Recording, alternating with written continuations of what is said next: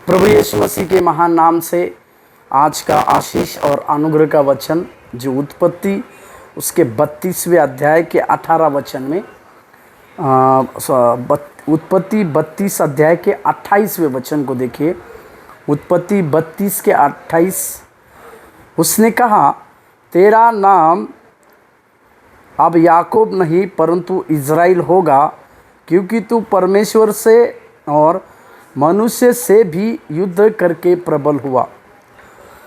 अपने आशीष के लिए परमेश्वर के दूत के साथ परमेश्वर के दूत के साथ मल्लयुद्ध करने वाले याकूब को हम देखते हैं। ये वही याकूब है जिसका नाम धोखा देने वाला या फंसाने वाला कर लिखा हुआ था।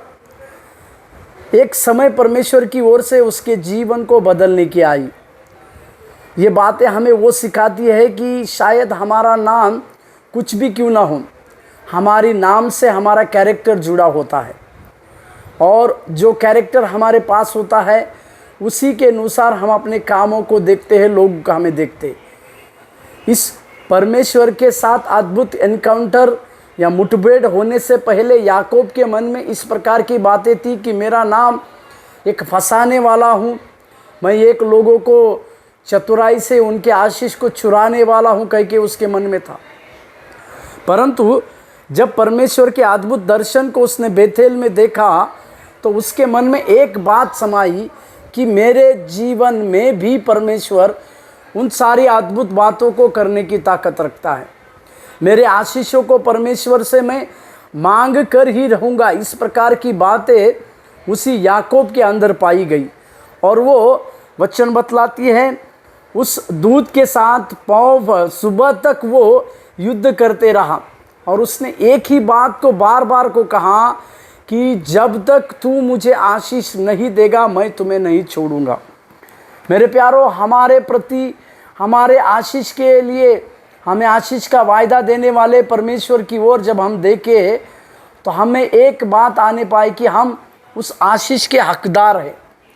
परंतु कई एक गलतियों के चलते या शत्रु के कुछ कामों के चलते शायद हम अपने आशीष को खो रहे हैं।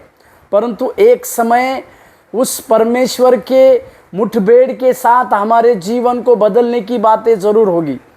परमेश्वर के साथ एक ऐसी मुठभेड़ हमारी ज़रूर होगी जो हमारे ना केवल आशीष को हमें मिलने के लिए पर्याप्त होगी, परंतु हमारे पीढ़ी से पीढ़ी तक हमारी आशीष का हकदार बनने के लिए परमेश्वर हमें इस्तेमाल करेगा। इसी याकूब का नाम उस दूत ने कहा कि अब से तेरा नाम इज़राइल होगा। इसका कारण ये था, उसका इज़राइल नाम रखने का कारण उस वचन में लिखा हुआ है कि तू परमेश्वर और मनुष्य से भी प्रबल हुआ।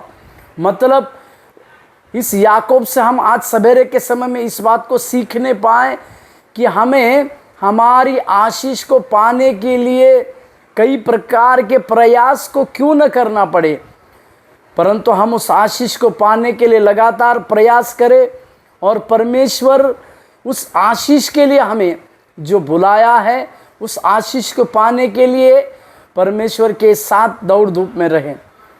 क्योंकि परमेश्वर हमें आशीष देने के लिए वायदा किया है तो वो ज़रूर हमें उन आशीषों की बातों को ज़रूर देगा। इस सवेरे के समय में अपने जीवन को उस याकूब की तरह बनाइए और अपने आशीष को पाने वाले हम बने। प्रभु आशीष देने पाए। धन्यवाद।